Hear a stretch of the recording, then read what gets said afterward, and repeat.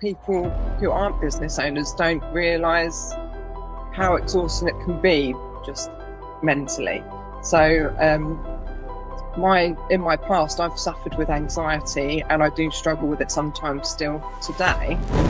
So I've gone through that over the past few years, and now I'm like, right, I need to do this. I need to do it. I've gained a bit more confidence over those years, so I've thought, right, that's it. Hi, Nick. Welcome to the show today. I want to start off by, before we going into what you do now and how you support businesses and everything about your journey. You used to be a bit of a raver, from my understanding. So tell me about that. So I think I hit my early 20s, and I just sort of, coming from Brighton and Hove area, we wanted to just go out and meet new people, and I stumbled across the Honey Club in Brighton and Hard South, and made lots of new friends there. And the Hard South Lights had like lots of different hard house music, and then they had a back room with hardcore music, and it really wasn't me at all. But I had this, like, I developed this kind of persona, if you like, Brighton birdie, because I don't know, probably I'm getting a bit old now, but there was before Facebook, there was a platform called Don't Stay In, and everyone used to talk on there, and you'd have spotters who took their cameras to the clubs. They've left their card and said, well, find it on Don't Stay In, and you'd take everyone's photos. So I was known as Brighton birdie, the spotter, and drinking my double vodka Red Bull, and just being absolutely crazy. I love that about you, because quite often, certainly when I've known you at a later stage, and you see this, pure business image, I guess. I was going to say professional image, but it's not that, because you can obviously, party and things like that and still be professional, but you just know one side of someone, and then suddenly you hear about it, you're like, I would never have guessed that. But, I mean, I used to DJ and go out loads, and it's funny. We get caught up, I suppose, in personas based around different people that we know, I guess, at different times of our life. Yeah, and it was all the rave wear that they used to wear and stuff. So I started off just, going along, having a couple of drinks, and then everyone was wearing all this rave gear, and I thought, oh, I'm going to try that. So there I was with fluffy boots and neon clothes, half dressed, and I'm like, I look back, I think, definitely won't be seen dead in any of that now. So tell me, so that was your early 20s. So what's a bit of the story, maybe the short of it, between then and now? What's been going on in your life? Yeah, so from around that area, I met my now husband. So I lived in Portslade, moved to Hailsham to be with him and his family. Continued, I was a credit controller for the Argus newspaper in Brighton, but it was a bit of a trek going from Hailsham to Brighton every day, so I found somewhere in Hailsham and continued through a few different industries, but still in credit control, then into bookkeeping. So that was about 20 plus years worth of credit control and bookkeeping, and then the pandemic hit, and I'd had my eldest in 2018. And then I was heavily pregnant during the pandemic, and it sort of changed everything for everyone, didn't it? There's so many different stories you can tell, but for me, being heavily pregnant, I got sent home from work, had to work from home, and I quite liked it. So went on my maternity leave, and I was thinking, well, we're not getting any money in at the moment because I'm on maternity pay. My husband's been, obviously, furloughed, wasn't it, at the time? So he couldn't go anywhere. So I thought, right, I need to look into this. So I started networking online, actually, to start with. Can't really remember what it was. So there was that app as well, wasn't there? House Party or something. So So there was all sorts of things that we could do to sort of, get together and chat. And so people were recommending, what could you do to make some money? So I went down the usual routes that people do, Scentsy and Body Shop and all that. But at the crux of it, I was like, no, I want to take this really seriously. What can I do so that I don't have to go back to work? Well, I did have to for a little bit, but Yeah. I started up my virtual assistant business, and I'd never heard of a virtual assistant at the time.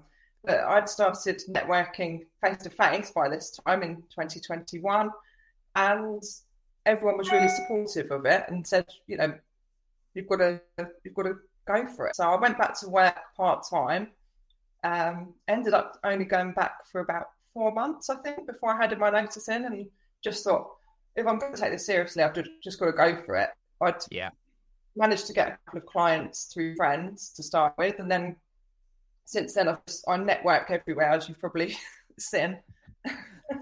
Get my face everywhere and travel all over the place. But it is, you know, networking is all about just building up those connections and relationships, and you have to network quite a lot, because you don't just go to one event, meet someone, and that's it, you've got a client. You know, you've got to keep building relationships. You've got to meet lots of different people. You don't know, even if they're not the ideal client, they might know someone. So it's, you know, a constant just getting your name out there. And I always used to say, if I walk into a room and see 40 people, then 40 people see me. So that's a way to look at it. And they're not all clients though, are they? It's connections. No. And I think that's what people, when they first start out networking, think it's a failure if they come away and they haven't had any clients straight away, and then they don't go back. And that's where a lot of people fall down, I think, because they don't realise that it's not selling to the room, it's building connections. You know, maybe years down the line, someone will contact you to work with them or recommend you. And I think, you know, that's what most of my business has come from, networking, people recommending me on Facebook or in person to people. So without networking, my business wouldn't exist. No. And then you're completely right there, that networking, lots of people give it a go and go, oh, it doesn't work. And actually they're missing the point, because I often say you don't go networking to get work. And I compare that to, you don't go to the gym to get fit. You go to the gym to perform activities and exercises that will get you fit. Just going along doesn't actually do anything. And it's the same with networking.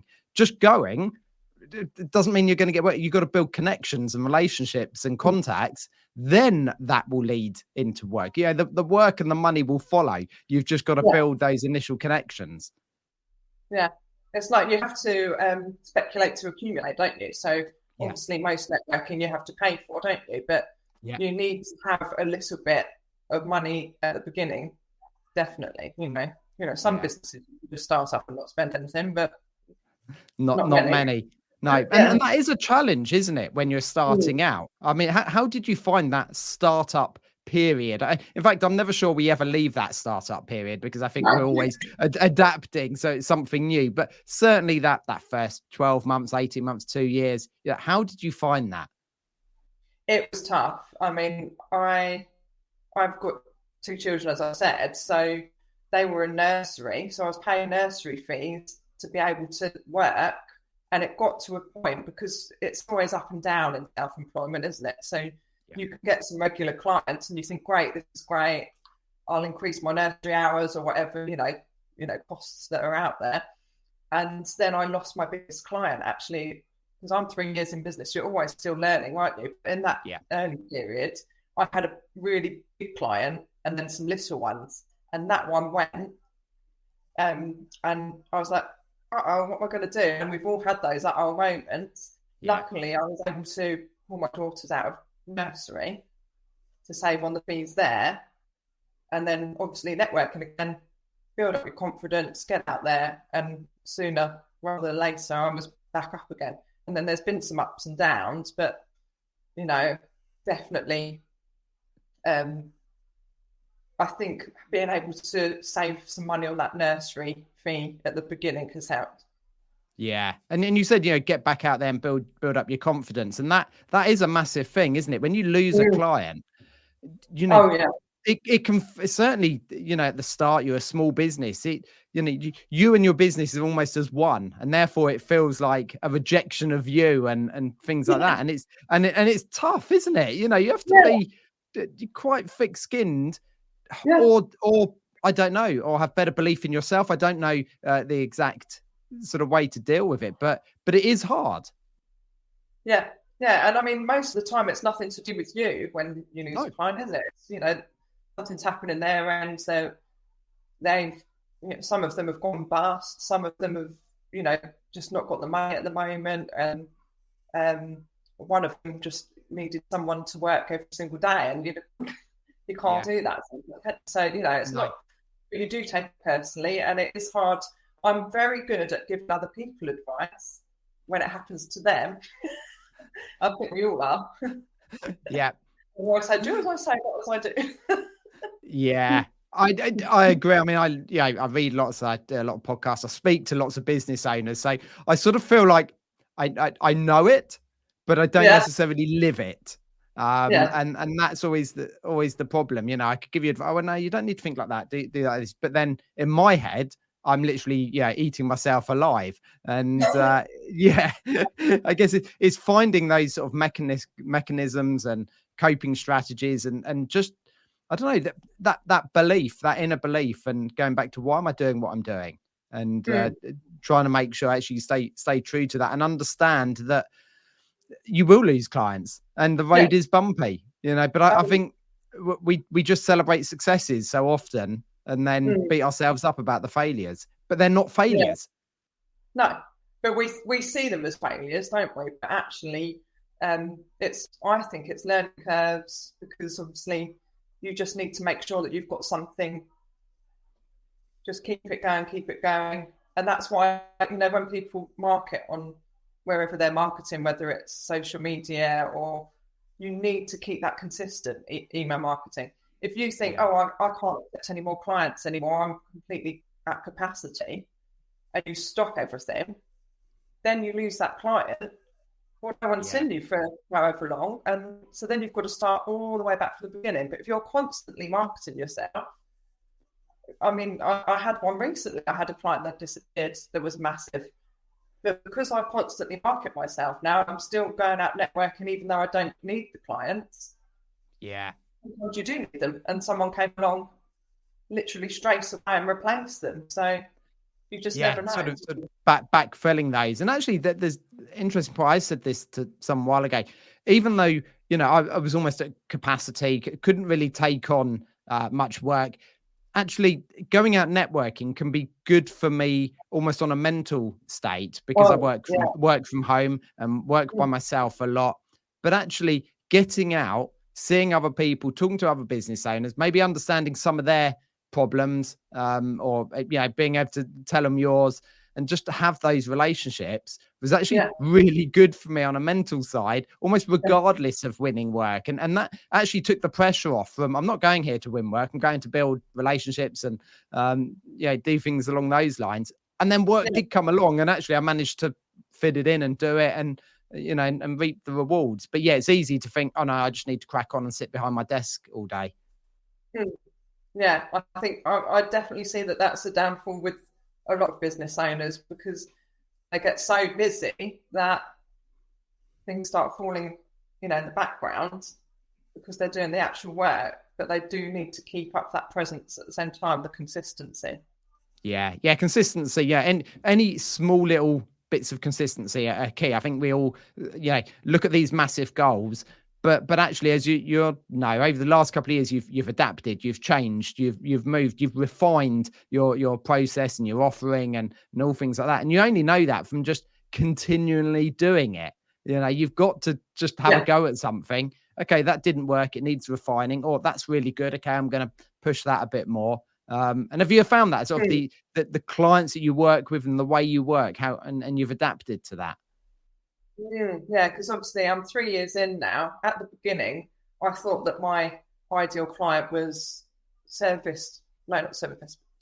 children's activity providers, Okay. or busy mums. Obviously that being a mum and taking children to activity providers, I thought, that's something that I can, and that's how I started out. And I soon realised, actually, I can help service-based business owners. I can, because I've been in different industries through the credit control years, I can help more business owners. And my big ethos is supporting and helping people grow and, taking away the overwhelm. So I started redefining what I wanted to offer people, and then I've seen a complete change actually. And I've got men and women that I support, and actually now in the past year it's suddenly shifted again, and it seems to be more wellness.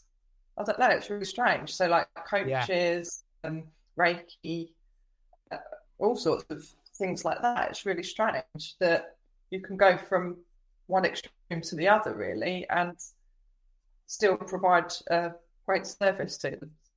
Yeah, and I guess adapting who that sort of ideal customer is, and just I guess the business almost has to change as you change as well, because I'm certainly in a different place now than I was 3 years ago, or 6 years ago, or 10 years ago, or even further, because we change, and therefore often your business needs to change around you as well, because certainly when you're running a small business, it is built into you, it is part of you. It's not just a big corporate, and therefore it has to work around the way you like to live your life.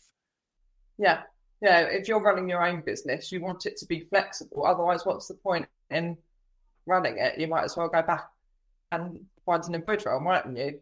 So you want to be able to set the hours that you want to work, and you want to be able to say, oh, actually, I'm going to take tomorrow off, and I'll do that work that I was going to do tomorrow, next day, or in the evening, or, whenever you want to do it. If you're doing rigid hours and people are telling you what to do all the time, then you might as well be back employed, won't you? Yeah, I mean, I guess a lot of that's got to do with like boundaries. And actually, I did a post recently about boundaries. I mean, how have you found that? Because I've always sort of, wanting to keep the client happy because they're paying, and you just do this other little bit and then they'll pay their bill, I'm sure, and it is setting personal boundaries, isn't it? And being in control of, I guess, the hours you work, the time you give. And so how have you found that? So I've always found it really difficult. I'm a people pleaser. So especially at the very beginning of my journey, I just thought, I need to do all the hours all the day. I was up till 1 o'clock in the morning on phone calls with clients and WhatsApp messages, thinking that I must, keep them happy, but it's no good. And you have to try and take a step back and think, hang on a minute, why am I doing all of this? Why did I actually, it's going back to that why again. Why did I start my business? It wasn't to be working till stupid o'clock in the morning. But as my business has grown, I've always got to the point where I think to myself, right, I've hit a limit. This is where I'm going to stay. But if you need to go up to that next level, you do need to push those boundaries slightly, just until to be able to just grow that little bit further. So at the moment, I'm in a big growth stage, and I've just taken on my first assistant so that I can actually move. But it's very overwhelming to start with, because it's trying to find which work to pass on. And new inquiries are still coming in, obviously, because I've been networking and promoting and things like that still. And it's trying to find a boundary in my own head, I think, because I'm a people pleaser. I think that everyone wants me to respond all the time, immediately. And I know in the real world, they know that I'm not going to. But in my own head, I'm thinking, I need to get this done. I need to get that done. So I've made the decision now. I'm going on holiday. My assistant's taking some stuff off my hands for me while I'm away. I've got another assistant joining me in October, and then I'm going to start streamlining stuff outwards. And I think that's where you decide, isn't it, in your small business, whether you want to just hit there to the boundary, or whether you're going to push past that boundary and have that difficult situation again for a bit, but then you can pass it off. So yeah, that's me going to that growth stage now, and it's exciting, it's nerve-wracking, it's tiring. Yeah. But it is that, and there's the thing about the stretch zone, isn't there? Which is that bit just past your comfort zone, but not completely in the overwhelm zone. It's that bit where it feels a No, little yeah, bit that's it. icky, but actually what happens is your comfort zone expands eventually to do that, because you've been doing it a while. But I think maybe that's what sets a lot of business owners apart, that actually they're prepared to just step into that zone that feels a little bit uncomfortable, rather than just Mm, playing it safe all the time. mm. But But by I've, doing that, yeah, but I think by doing that, we do get the benefits in the long term, but short term, it can be really tough. And I know a lot of business owners who it's like, mentally has a really tough time. It's not a physical exhaustion, it's a mental exhaustion from have everything up in your head. yeah, and I think a lot of people who aren't business owners don't realise how exhausting it can be just mentally. So in my past, I've suffered with anxiety, and I do struggle with it sometimes still today. So I think that's what sort of stopped me as well from going past that comfort zone. So I'll get to that overwhelm stage, and instead of pushing through it, I'll then scale back again. So I've gone through that over the past few years, and now I'm like, right, I've got to do this. I need to do it. I've gained a bit more confidence over those years. So I thought, right, that's it, push through it. But yeah, as you say, it is, I know it's only a short period, but when you've got 2 children to look after that are at school now, and one of them's just started school, so there's all that sort of thing going on in the background, and then you're running your own business, and you're trying to look after the house, and you've got all these things going in your head with like household bills anyway. It can become a bit much sometimes. Yeah. So what do you do then, outside of work, or even within your day to Yeah. maybe keep your anxiety in check? Well, going back to networking again, I have found it to be really great, building that network of people that understand and that you can be honest with and speak to is really, really important. And I put it in my socials quite a bit now, that it's okay to talk about these things, because I think, it doesn't matter who you are, male, female, you all sort of think, oh, no one else is going through this. So I like to every now and then just pop a post up about a bad day, because everything's all success, isn't it, online? Yeah. I like to, say that actually we can have bad days. It's okay to have a bad day, and it's okay to talk about it. It's okay to cry. It's okay, but talking to, I call it colleagues, because we haven't got colleagues, have we? No. So that's what that's about. I'll have people on the phone when I've had people message me, they've sent a picture of me and said, "You don't look quite yourself today." I haven't said it, and that and that's just great that people can pick that up. You can have a chat, meet for a coffee, and just take a bit of downtime to talk it over. And I'll have people in my inbox. I'll have people turn up at the office sometimes just to see how I am. And the same, like if I think that someone's struggling, then I'll try my best to support them too. And I think that's really crucial when you run your own business and you feel a bit alone sometimes, and you think that you're the only person that are feeling these things. Because once you start talking about it, you realise that everyone's got those same issues in their head and those feelings. Yeah. Yeah. And I think like you mentioned there, it hits men and women equally. I think, there's maybe some differences. There's some different challenges in there, but all of us actually have suffered at one point, or still suffering now, or, have to try and be brave and get through it. But actually sometimes being a little bit kinder to yourself, and maybe opening up, I certainly had it where for years I would sort of mask any sort of anxiety or worry that I had, and I'd go out and everyone would see sort of one side of me.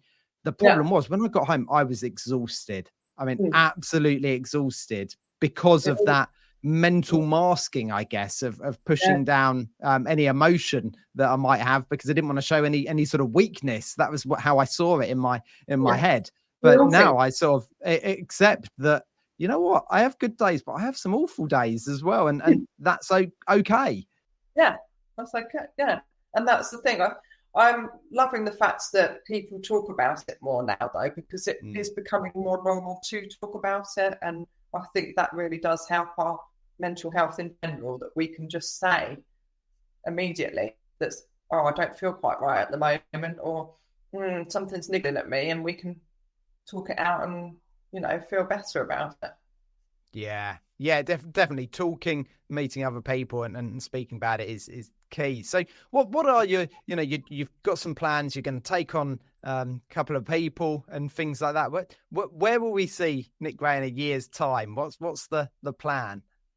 So I've got this little image that I'd like to. So I recently rebranded.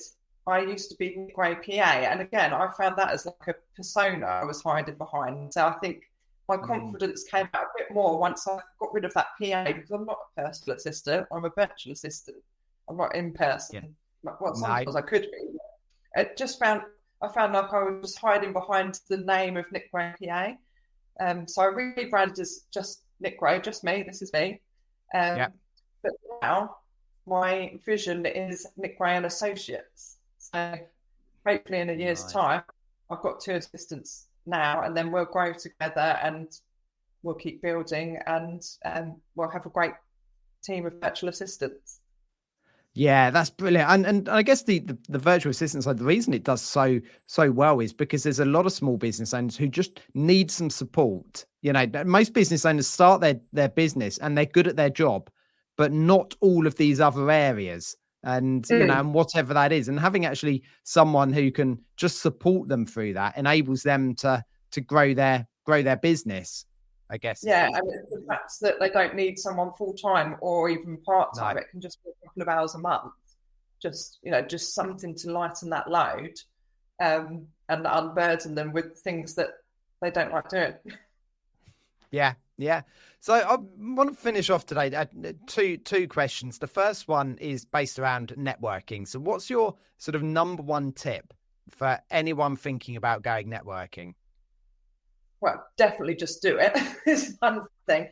But I think, get yourself booked on, get yourself prepared, and don't worry about, because I know there's a lot of networking events where you have to stand up and talk about your business. Don't sweat it too much. You know, just when I first started out, my confidence was really low.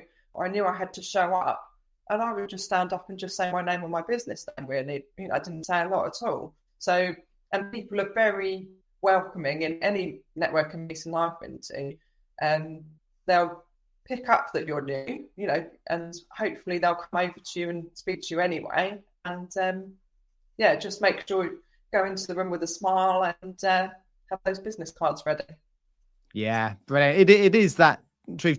Just being there and just saying who you are just helps, builds that confidence. No one, and I think we go networking, don't we? And we see those people who stand up and do that perfect pitch, and you think, wow, they're amazing. Yeah, they weren't like that when they started. Like, let's call it out. They weren't. We were all nervous. We were all scared. We all sort of mumbled our words, and that's fine because. Yeah, and that's absolutely fine as well, because that's just the way it is, and that shows growth, doesn't it? When you can, you know, think back to those early days and you think, actually, I've come on a long way, and actually I like to then think, well, in a year's time I'm going to be even better. You know, I don't think I'm at my limit yet. I can keep going because we're constantly improving. That's my aim anyway. And then I guess to finish off today, what advice would you give to someone starting their business? Bearing in mind you're a few years in now, what do you wish maybe you knew right at the start? That's a good one. I think you will have, when you first start your business, you will have lots of people giving you advice all at once. You may find as well that your family members aren't that supportive of you at the beginning, maybe. Some of them, I don't know. It's strange. This is what's in from others, not mine personally. So just, it's It's about staying in your own lane, doing your own research, listening to the advice, should I say, not taking it, and then making your own decisions going forward. So I found that I took on all of the advice, all of it, and some of it did set me back because it wasn't the right advice for me. And that's the thing. Every business is different, even if it's loads of virtual assistant businesses. We all offer different services and we're all our own person. So you need to find your own way, and try not to take on all the, try and block out that noise that you get at the very beginning. Yeah, that's a really valid point that I hadn't really considered much. And the advice you get is maybe good advice, but not for you. Because like you say, we're all different, aren't we? And I've certainly had some advice or people saying we should do it like this. And I've tried it and it just didn't sit right. It just wasn't a natural way of working for me. And I think understanding that, the advice was given in good nature, and I'm sure for some people it would work. But if it doesn't work for you, that's fine.